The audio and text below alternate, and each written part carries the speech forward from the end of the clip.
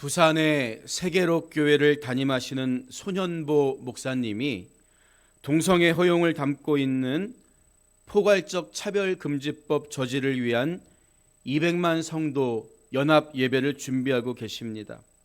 종교개혁 주일인 10월 27일 오후 광화문에 모여서 하나님의 이름과 교회가 더 이상 세상에 모욕을 받지 않도록 한 마음으로 기도하고 예배 드리자는 취지로 발벗고 나선 거예요. 이에 여의도 순복음교회와 금난교회, 사랑의 교회, 새 에덴교회와 분당 우리교회 등 많은 교회들이 한 마음과 한 뜻으로 동참하겠다고 밝혔죠. 늦은 감이 있지만 너무나 반가운 소식입니다. 저도 마음으로 응원하면서 정말 은혜롭고 능력 있는 성회가 되기를 기도합니다. 우리는 세상과 어떤 충돌도 피해야 한다는 일종의 강박을 갖고 있어요. 하지만 그렇지 않습니다. 다윗은 하나님과 하나님의 군대를 조롱하는 골리앗을 향해 물맷돌을 들고 분연히 일어났고, 하나님은 그런 다윗의 손을 통해서 골리앗과 블레셋 군대를 무너뜨리시죠. 하나님의 분한 마음을 다윗이 알아들였던 거예요. 예수님도 거룩한 성전을 강도의 소굴로 망가뜨린 장사꾼들의 상을 뒤엎고 채찍을 휘두르셨습니다. 누군가 나를 까닭없이 핍박하고 조롱하는 것은 인내하고 사랑하고 품어줘야 되겠지만, 하나님의 이름과 주님의 몸된 교회를 근거 없이 비방하거나 멸시할 때 가만히 있는 것은 성도의 올바른 태도라고 할 수 없습니다. 그건 관용이 아니라 일종의 비겁이에요. 우리는 주님 안에서 한 형제요 자매이기 때문에 아버지의 이름을 위해 사는 게 마땅합니다. 말로만 형제, 말로만 자매가 아니라고요.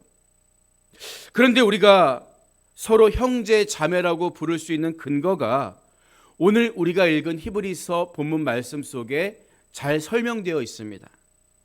본문 11절 전반부를 보면요, 거룩하게 하시는 이와 거룩하게 함을 입은 자들이 다 한 근원에서 난지라, 이렇게 이야기하고 있거든요. 거룩하게 하시는 이는 그리스도를 가리키고, 거룩하게 함을 입은 자들이란 우리 성도들을 가리키죠. 그런데 모두 한 근원에서 났다는 거예요.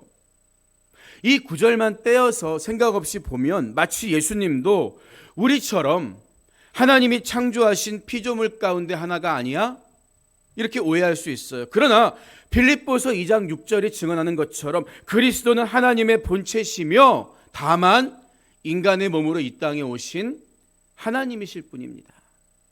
그래서 지난 히브리서 1장 5절을 보면 너는 내 아들이라, 성부 하나님이 성자 하나님을 가리켜서 오늘 내가 너를 낳았다 이렇게 표현하고 있는 것처럼 성부 하나님의 인류 구원의 그 뜻 안에서 성자 하나님이신 그리스도께서 인간의 몸으로 오셨을 뿐이라고요. 그리고 우리 인간들 또한 하나님으로 말미암아 하나님의 형상대로 지은 바 되었고, 그리스도의 구속 사역을 통해 하나님의 자녀로서의 지위가 회복된 거지요.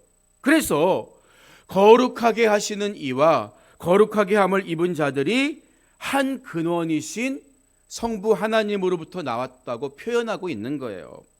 인간이 우월하다는 말을 하려는 게 아니라 그만큼 성자 하나님이신 그리스도께서 우리와 같이 낮아지셨다는 것을 강조하려는 의도가 있는 거라고요.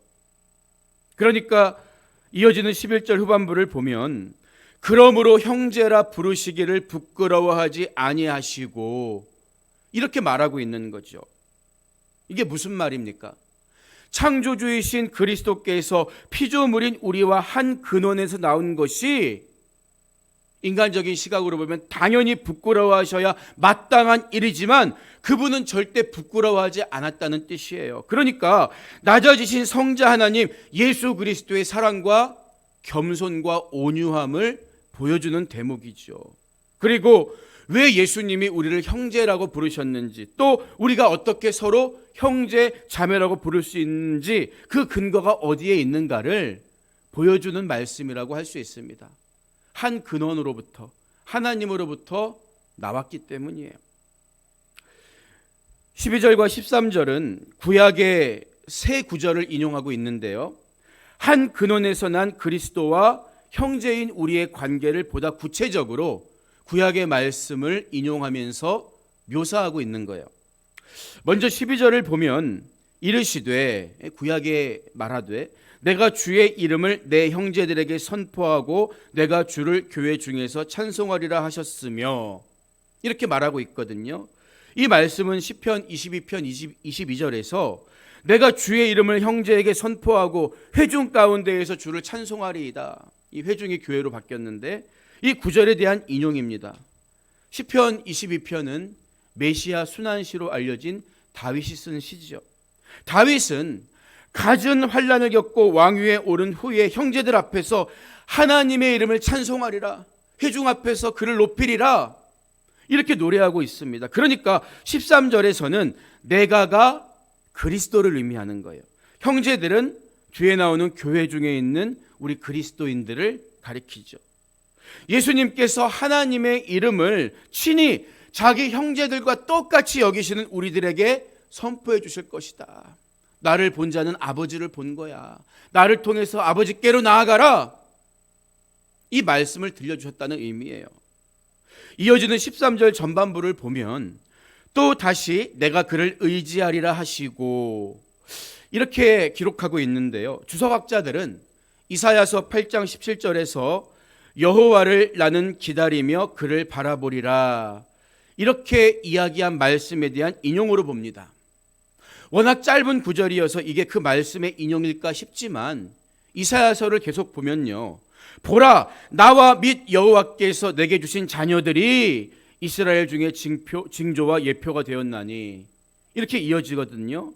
이 구절이 바로 오늘 본문 13절 후반부에서 다시 볼지어다 나와 및 하나님께서 내게 주신 자녀라 하셨으니, 이 구절과 의미상 같기 때문에 이사야서 8장 17절 18절 말씀의 인용으로 볼 수가 있는 거죠. 그런데 이사야 선지자는 하나님께서 자녀, 곧 당신의 백성들을 그리스도에게 주신 것으로 묘사하고 있다고요. 그래서 예수님은 요한복음 17장에서 세상 중에서 내게 주신 사람들에게 내가 아버지의 이름을 나타내었나이다, 이렇게 기도하고 계신 거죠.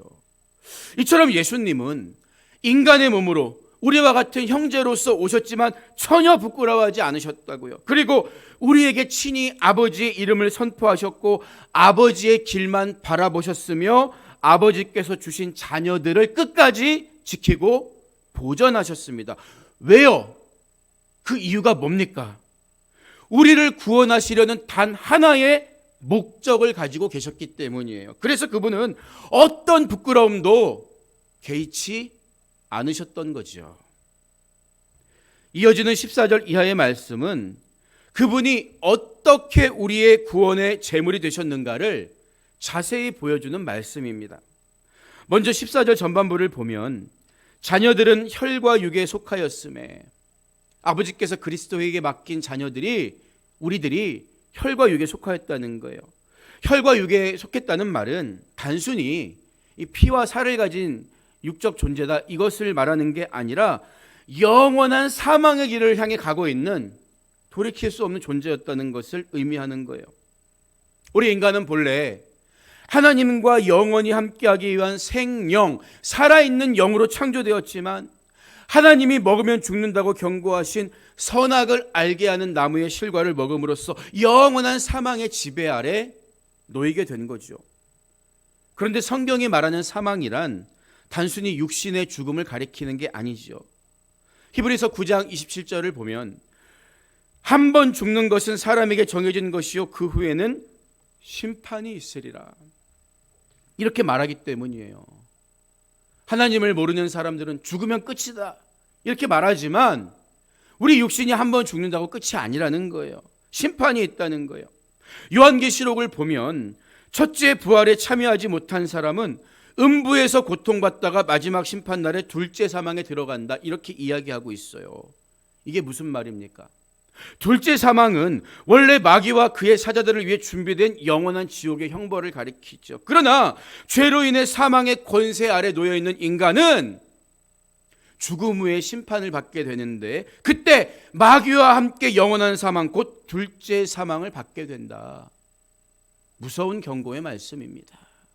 그러니까 사망은 결국 하나님과의 영원한 단절을 의미한다고요. 계속 이어지는 14절 말씀을 보면 그도 또한 그리스도 예수를 가리키죠. 그도 또한 같은 모양으로 혈과 육을 함께 지니심은, 이렇게 말하고 있어요. 왜 성자 하나님이신 그리스도께서 이 땅에 오실 때 좀 더 멋있고 화려한 모습으로 오지 않고 연약한 우리와 똑같은 혈과 육을 가진 인간의 모습으로 오셨냐는 거예요. 그것은 두 가지를 이루기 위해서입니다. 14절 후반부와 15절을 보면요, 죽음을 통하여 죽음의 세력을 잡은 자 곧 마귀를 멸하시며 또 죽기를 무서워함으로 한평생 매여 종노릇하는 모든 자들을 놓아주려 하심이니, 이렇게 이야기하고 있어요. 예수님이 우리와 똑같은 혈과 육을 가진 인간의 모습으로 오신 이유는, 첫째는 마귀를 멸하기 위함이고 둘째는 우리를 해방시키기 위함이다, 이렇게 말하고 있는 거죠. 어릴 적 제가 다니던 초등학교 앞에 문방구가 하나 있었어요. 그런데 하루는 손버릇이 평소에 안 좋은 친구 한 명이 샤프 하나를 슬쩍 훔친 거예요. 당연히 주인 아저씨에게 들켰지요. 친구가 아무리 울면서 싹싹 빌어도 아저씨는 이건 절대로 그냥 넘어갈 수 없다고 당장 부모님께 전화해서 부모님 오시라고 해. 그때는 부모님 오시라고 하는 게 제일 무서웠어요. 요즘 같으면 그까짓 거 샤프 얼마나 한다고 애 기를 죽여요? 이런 부모들이 혹시 있을지도 모르겠지만 예전에는 부모님 오시면 죽는 거예요. 주인 아저씨 일갈에 친구는 점점 죽을 상이 되었는데 마침 그 앞을 선생님이 지나가시다가 보신 거죠. 그리고 자초지종을 듣고 물건값을 변상하신 후에 이 친구는 집으로 돌아갈 수가 있었어요. 여러분, 성경은 우리가 죄의 종이었다고 이야기합니다. 물건을 훔친 죄를 지은 아이가 붙잡혀 있었던 것처럼 종은 주인이 해방시켜주지 않는 한 절대로 자유로울 수 없는 존재예요. 마귀는 하나님 앞에서 죄인인 우리의 죄를 고발하고 우리를 죄의 결과인, 죄의 삭신, 사망으로 끌고 가는 참소자입니다. 아담의 타락 이후 모든 인간은 죄 가운데 태어나잖아요. 죄를 지어서 죄인이 아니라 죄인이기 때문에 죄를 짓는 거죠. 그래서 모든 인간은 죽음의 권세 앞에서 아무것도 할 수 없는 채 멸망을 향해 걸어가는 죄의 종에 불과했던 거예요. 이처럼 인간을 평생 죄의 종으로 부리다가 마지막엔 자기와 함께 영원한 사망으로 끌고 가는 것이 마귀가 하는 일이었다는 거예요. 그렇다면 예수님은 어떻게 혈과 육으로 이 땅에 오셔서 죽음을 통해 죽음의 권세 잡은 마귀를 멸하실 수 있었을까요? 이게 어떤 의미일까요? 마귀는 예수님의 비유에서 언급된 것처럼 하나님의 아들을 죽이면 이 땅이 영원히 자기 차지가 될 줄 알았습니다. 그러나 예수님은 죄가 없기 때문에 사망의 권세를 깨뜨리고 다시 부활하신 거예요. 그리고 죄 없는 예수를 참소해서 죽게 한 마귀 자신이 영원히 정죄받고 불못으로 떨어지게 된 거죠. 그래서 14절 후반부에서 죽음을 통하여 죽음의 세력을 잡은 자 곧 마귀를 멸하시며 이렇게 말하고 있는 거예요.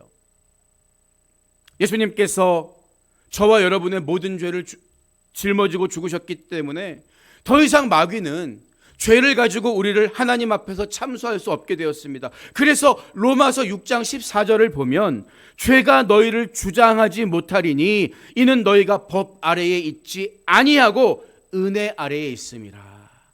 분명하게 선언하는 것입니다. 마귀는 더 이상 죄의 값을 이미 다 지불한 우리를 사망으로 끌고 간 명분을 상실해 버린 거죠.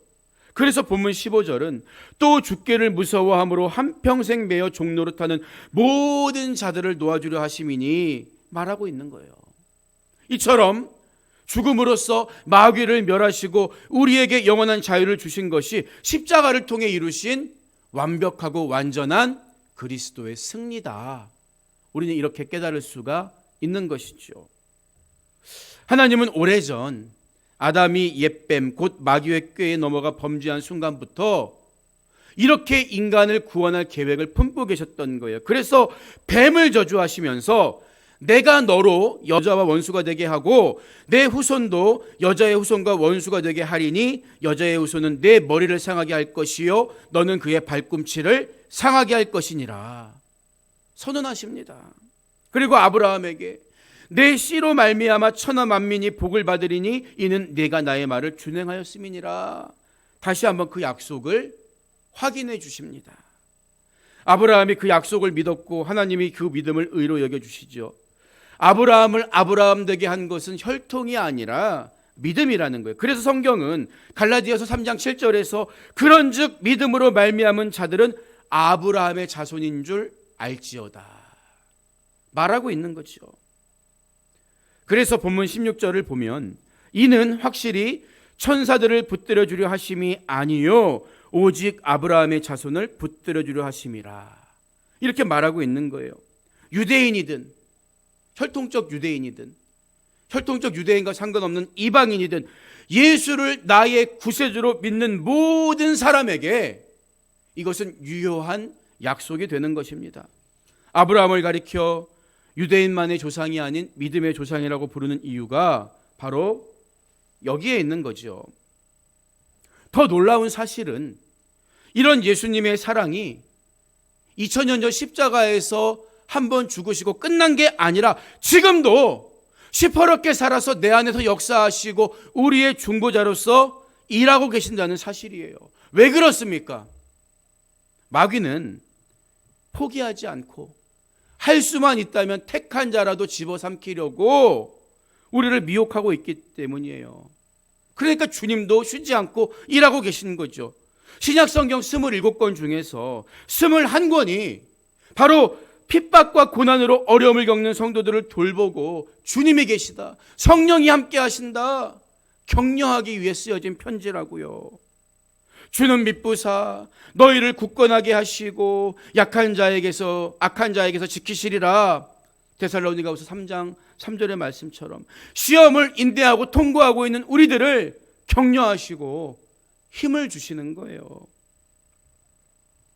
구약 시대에는 제사장들이 하나님과 인간 사이에서 중보자 역할을 했지만 그들의 역할은 모형에 불과한 불완전한 것이었습니다. 그러니까 제사장도 잘못하면 불에 타 죽고 하나님의 징계를 받는 거였잖아요. 제사장도 죄 많은 인간에 불과합니다. 하지만 본문 17절 말씀을 보면요, 그러므로 그가 범사의 형제들과 같이 되심이 마땅하도다. 이는 하나님의 일에 자비하고 신실한 대제사장이 되어 백성의 죄를 속량하려 하심이라. 우리와 똑같은 죄를 가지고 있는 인간 대제사장과 비교할 수 없는 그리스도 예수께서 우리를 위한 하나님의 대제사장이 되어 우리 죄를 속량하셨다 말하고 있는 거예요.